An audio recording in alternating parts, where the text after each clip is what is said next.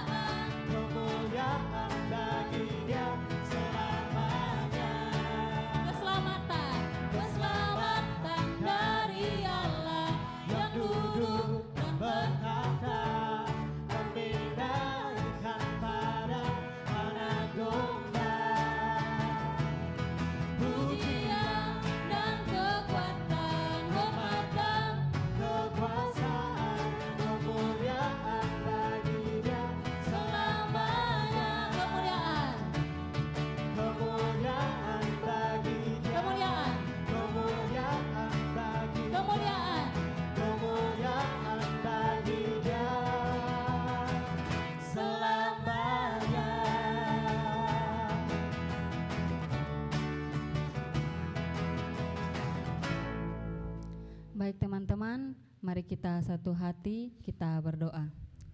Ya Tuhan, terima kasih untuk penyertaan-Mu pada kami sampai saat ini Tuhan. Terima kasih untuk suatu kesempatan yang indah, suatu waktu yang indah. Kami boleh dapat berkumpul untuk beribadah bersama walaupun secara online. Tapi kami percaya ya Tuhan, setiap kami yang mengikuti ibadah-Mu dapat boleh merasakan hadirat-Mu ya Tuhan.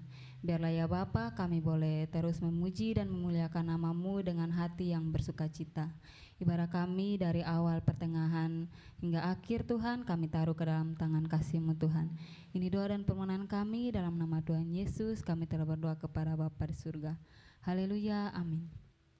Baik teman-teman, kita akan menyiapkan hati dan pikiran kita untuk kita mau mendengarkan firman Tuhan yang akan dibawakan oleh Kak Christine Henuk. Tapi sebelum itu mari kita sama-sama angkat pujian, Kusiapkan Hatiku Tuhan.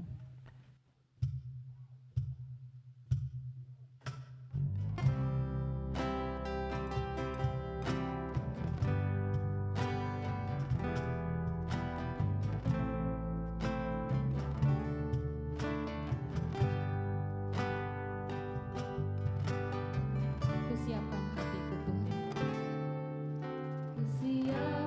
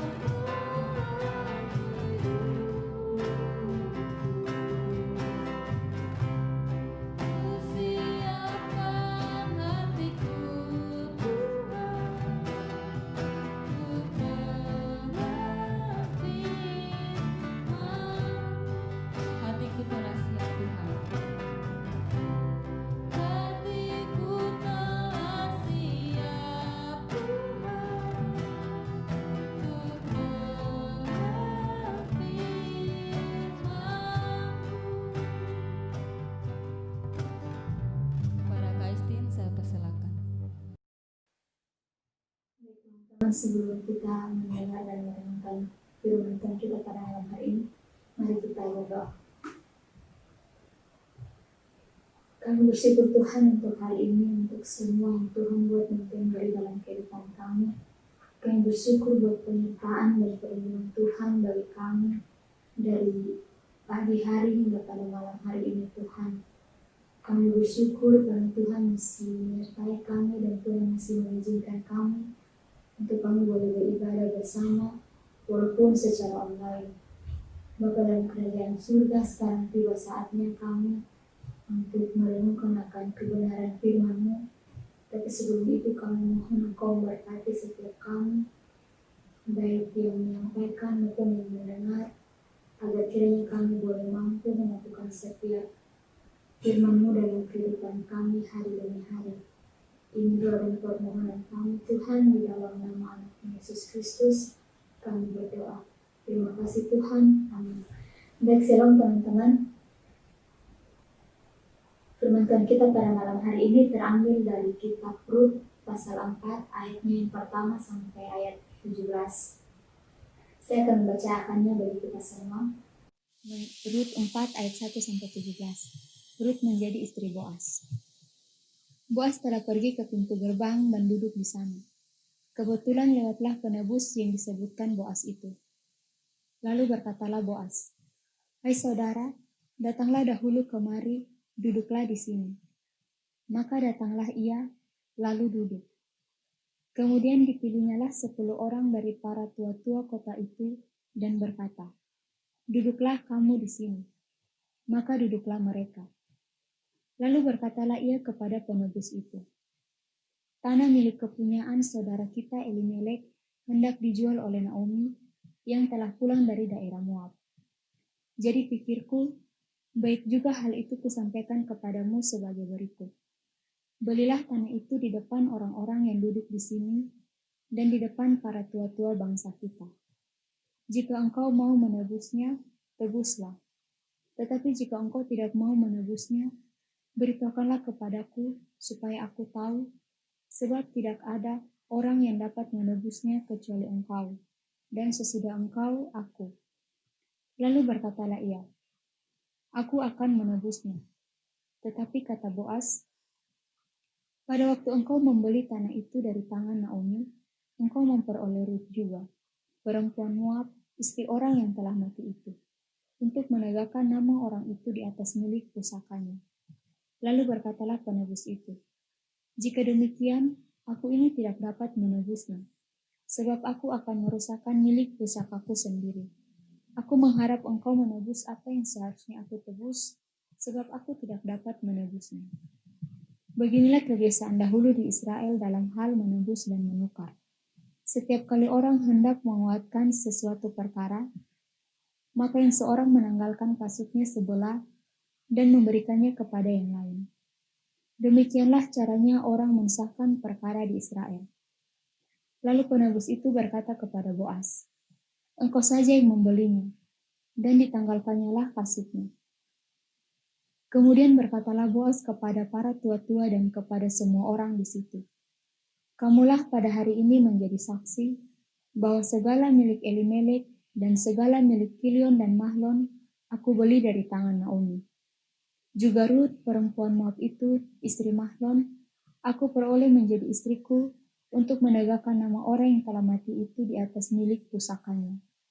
Demikianlah nama orang itu tidak akan lenyap dari antara saudara-saudaranya, dari antara warga kota.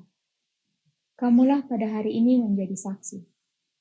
Dan seluruh orang banyak yang hadir di pintu gerbang dan para tua-tua berkata, "Kamilah menjadi saksi. Tuhan kiranya membuat perempuan yang akan masuk ke rumahmu itu sama seperti Rahel dan Lea, yang keduanya telah membangunkan umat Israel. Biarlah engkau menjadi makmur di Efrata, dan biarlah namamu termasyhur di Betlehem. Keturunanmu kiranya menjadi seperti keturunan Peres, yang dilahirkan Tamar bagi Yehuda, oleh karena anak-anak yang akan diberikan Tuhan kepadamu dari perempuan muda ini." Lalu Boas mengambil Rut dan perempuan itu menjadi istrinya, dan dihampirinya lah dia. Maka atas karunia Tuhan, perempuan itu mengandung. Lalu melahirkanlah seorang anak laki-laki. Sebab itu, perempuan-perempuan berkata kepada Naomi, "Terpujilah Tuhan yang telah rela menolong engkau pada hari ini dengan seorang penebus. Termasyhurlah kiranya nama anak itu di Israel. Dan dialah yang akan menyegarkan jiwamu dan memelihara engkau pada waktu rambutmu telah putih. Sebab menantumu yang mengasihi engkau telah melahirkannya, perempuan yang lebih berharga bagimu dari 7 anak laki-laki." Dan Naomi mengambil anak itu serta meletakkannya pada pangkuannya, dan dialah yang mengasuhnya. Dan tetangga-tetangga perempuan memberi nama kepada anak itu, katanya, "Pada Naomi telah lahir seorang anak laki-laki." Lalu mereka menyebutkan namanya Obed. Dialah ayah Isai, ayah Daud. Demikianlah pembacaan firman Tuhan kita pada malam hari ini. Berbahagialah setiap kita yang tidak mendengar tapi dapat melakukannya dalam kehidupan kita hari lepas hari. Tema renungan kita pada malam hari ini yaitu happy ending. Happy ending adalah istilah yang dipakai untuk menggambarkan sebuah film atau cerita yang berakhir indah atau bahagia. Nah, pastinya setiap kita jika dalam menjalani suatu proses kehidupan atau suatu pencapaian, kita menginginkan suatu akhir yang bahagia dibanding akhir yang tidak bahagia. Sebelum kita membahas tentang firman Tuhan kita pada malam hari ini yang terambil dari Rut pasal yang keempat, saya mengajak teman-teman untuk kita sekilas melihat bagaimana silsilah keluarga Rut dan juga Naomi. Kita mulai dari pasalnya yang pertama. Pada pasal 1 diceritakan tentang Naomi dan Rut yang mengalami suatu kepahitan hidup. Secara silsilah, Naomi memiliki seorang suami yang bernama Elimelek dan juga 2 orang anak laki-laki yakni Mahlon dan Kilion. Istri Mahlon bernama Rut dan istri Kilion bernama Orpa. Naomi kehilangan suaminya Elimelek sehingga ia hidup bersama 2 orang anak laki-lakinya serta istri mereka masing-masing. Namun dalam perjalanan hidup kira-kira 10 tahun, Naomi kembali diterpa duka dan ia kehilangan kedua anak laki-lakinya. Sehingga ia hidup bersama kedua menantunya. Seiring berjalannya waktu, Orpa meminta izin kepada mertuanya Naomi untuk pulang kembali ke daerahnya dan hidup bersama dengan keluarganya. Naomi pun memberi izin kepada Orpa untuk kembali ke daerahnya. Namun Rut, ketika Naomi menyuruhnya untuk kembali ke daerahnya, ia memilih untuk tetap tinggal bersama dengan Naomi untuk menjalani hari demi hari bersama dengan Naomi. Nah, ini merupakan suatu penguatan bagi Naomi. Karena apa? Karena di saat ia sudah kehilangan suami dan 2 orang anak laki-lakinya, ternyata ia masih memiliki seorang menantunya yang tetap setia untuk hidup bersama-sama dengan dia. Jadi hari demi hari Naomi jalani bersama-sama dengan Rut. Sampai pada hari di mana Tuhan mengizinkan Rut bertemu dengan Boaz. Boaz ini adalah salah satu dari kaum Elimelek yang merupakan seorang yang sangat kaya raya. Nah, kita kembali pada pasalnya yang keempat dari kitab Rut malam hari ini yang kita baca. Ini merupakan ending atau akhir dari segala proses kehidupan yang dialami oleh Rut maupun mertuanya Naomi. Kisah hidup Rut dan Naomi betul-betul kompleks, di mana mereka harus mengalami kesulitan dalam hal ekonomi, sosial, dan juga duka yang begitu beruntun mereka alami. Jika kita memposisikan diri kita menjadi Rut dan Naomi, kita pasti tidak mampu, karena kita bukan saja mengalami kesusahan dalam satu aspek kehidupan, tapi mau dibilang dalam segala aspek kehidupan. Nah, dalam perjalanan hidup mereka, Boaz hadir. Tuhan memakai caranya dalam dia menemani setiap manusia, begitu pula Naomi dan Ruth. Tuhan mempertemukan Naomi dan Ruth dengan Boaz, sampai pada Boaz memperistri Ruth. Tuhan pun menggunakan tradisi yang berlaku pada masyarakat Israel untuk menolong Ruth dan Naomi dari keterpurukan yang ada. Nah, seperti yang tadi sudah saya sebutkan bahwa Boaz ini adalah seorang yang kaya raya dan ia berasal dari kaum Elimelek. Dan pada saat itu, secara ekonomi Boaz mampu untuk membeli dan menebus harta milik Naomi yang merupakan warisan dari suaminya Elimelek. Kemudian secara sosial pun, posisi Boaz sangat memungkinkan untuk ia memperistri Ruth. Sehingga pada ayat 8 dari pasalnya yang keempat ini yang kita baca, di situ diceritakan bahwa Boaz berhasil membeli dan menebus harta milik Naomi, dan juga dia diperbolehkan untuk menikahi Ruth, dan orang banyak menjadi saksi. Tidak sampai pada itu saja, Tuhan terus menyertai dan mengaruniakan berkat yang luar biasa dalam kehidupan Boaz dan Ruth. Tuhan memberikan anak dalam kehidupan mereka. Dari peristiwa yang mereka alami, di situ nama Tuhan terus dipuji dan dipermuliakan. Dua orang perempuan yang semulanya dalam kesusahan, yang semulanya tidak memiliki pengharapan, tapi selalu berserah dan bersandar kepada Tuhan. Dan kemudian mereka bangkit, dan mereka menjadi orang yang betul-betul memiliki pengharapan di dalam Tuhan. Ini bukan saja tentang kisah Boaz dan Ruth yang bertemu, kemudian menikah, dan memiliki anak. Namun ini juga tentang Naomi. Bagaimana Tuhan mencurahkan berkat-Nya bagi Naomi sehingga ia mengalami suatu perubahan hidup yang luar biasa. Jadi teman-teman, dari firman Tuhan kita pada malam hari ini, kita belajar dan mengingat bahwa Tuhan itu selalu ada dan selalu bekerja.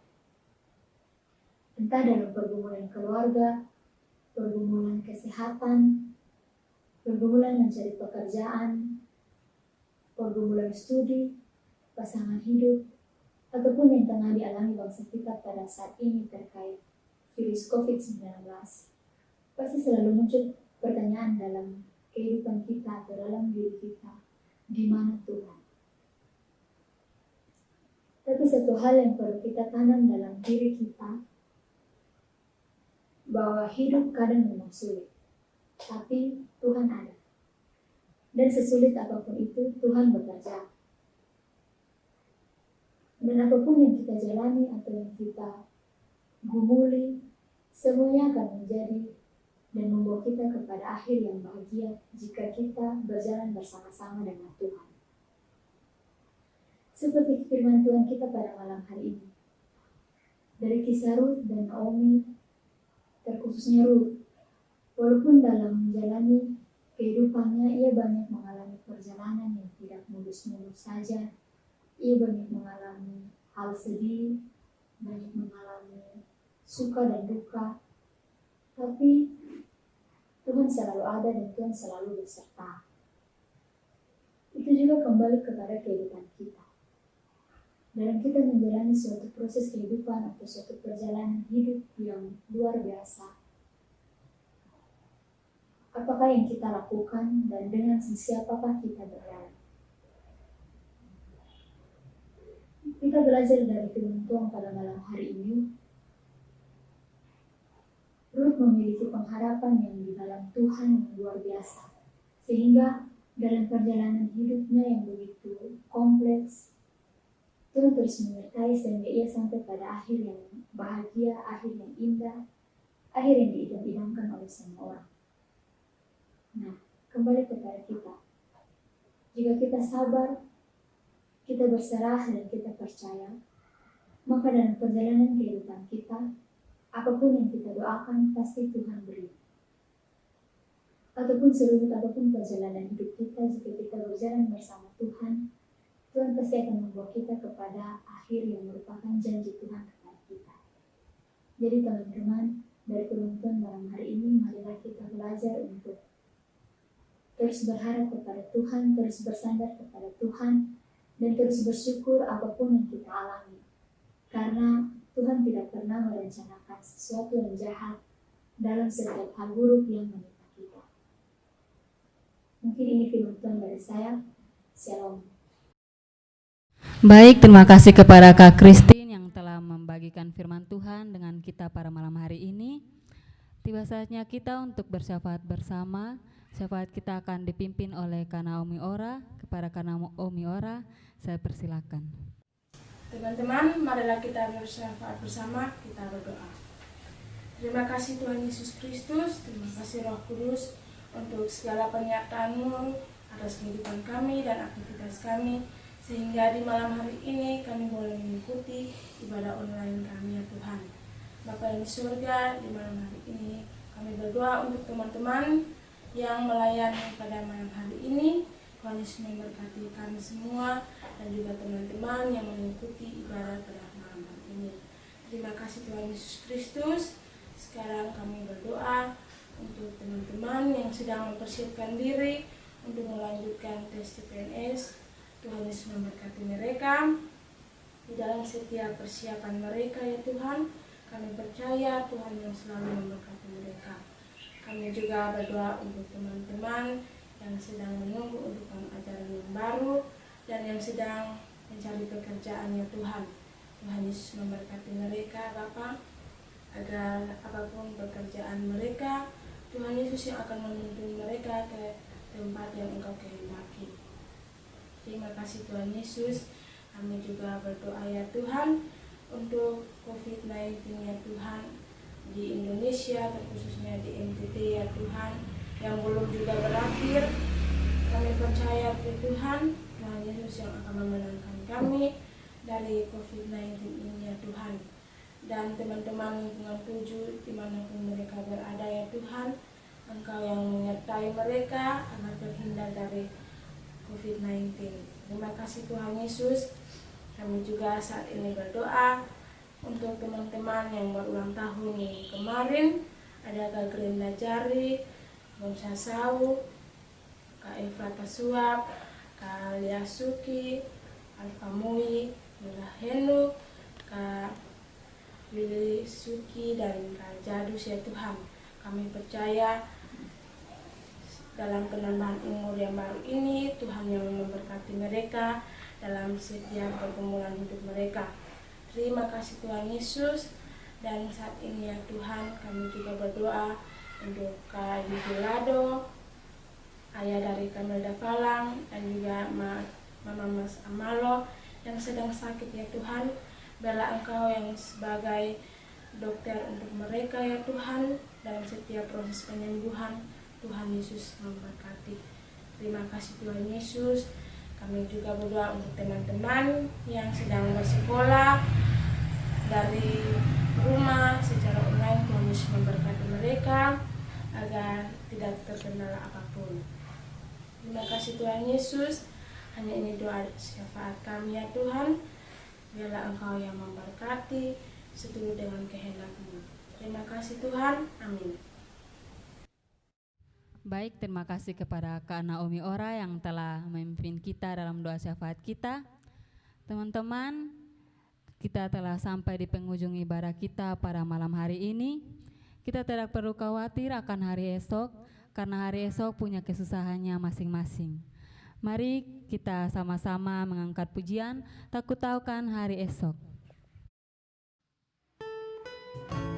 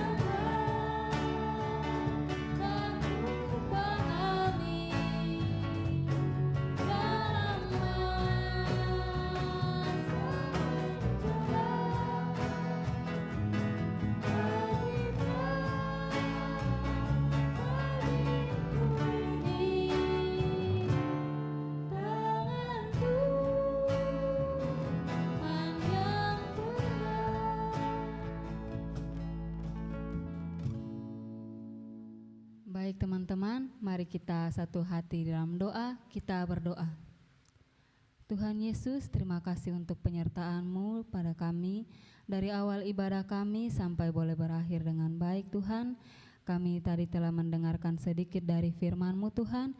Kiranya firman-Mu dapat tertanam dalam hati dan pikiran kami. Dan terlebih ya Bapa, boleh dapat kami lakukan dalam hari-hari hidup kami. Ampuni segala dosa dan kesalahan kami ya Tuhan. Inilah doa dan permohonan kami. Dalam nama Tuhan Yesus kami telah berdoa kepada Bapa di surga. Haleluya, amin. Baik teman-teman, ibadah kita telah selesai. Terima kasih telah berpartisipasi dalam ibadah kita pada malam hari ini. Info ibadah berikutnya dapat dilihat di grup WhatsApp kita. Terima kasih, 1, 2, 3. Shalom.